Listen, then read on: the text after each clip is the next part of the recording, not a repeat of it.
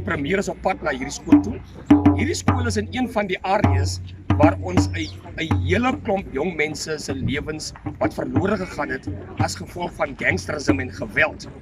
Nou, ons het 'n oproep gemaak na die premier om te sê moet ingryp in die situasie wat currently unfold in die noordelike areas, specifically die Arcadia area en die uitgebreide areas soos 31, 32, 33 en 34. Heidiglik ondervind ons dat jong mense wat gelink word aan die afstamminge van die Khoi en die San word elke dag vermoor. Tot heidiglik het ons ampers oor die 200 jong mense verloor van verlede jaar af tot vandag toe. In 5 maande alleenig het ons oor die 97 jong mense wat se lewens verloor het. Ons is vandag hierso. Die is ons area. Hierdie chief is die resident chief van extension 31, 32, 33 area.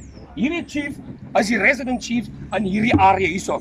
So wanneer die premier kom, wanneer die president kom, wanneer die meie kom in ons areas as tradisionele leiers en kulturele leiers, is dit ons plig om hulle te welkom te heet in ons area en seker te maak ons loop saam met een vision. En die een vision is presies wat die nuwe premier gesê het. Premier Honorable Oscar Maboyane het gesê dat hierdie nuwe administrasie, the 6th administration, moet seker maak dat die mense kom eerste. En ons premier sit regtig die woord by die daad. Hy wil seker maak dat die mense kom eerste.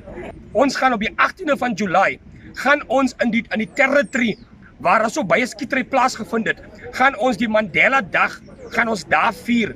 En ons gaan die jong manne wat involved is in daai area, wat so ingetrek word deur gangsterisme, gaan ons gebruik om ons help skoon te maak. Want die enigste manier hoe ons hierdie jong mense gaan bevry van gangsterisme is ons moet hulle besig hou met aktiwiteite wat niks uit te wy is met gangsterisme en geweld nie.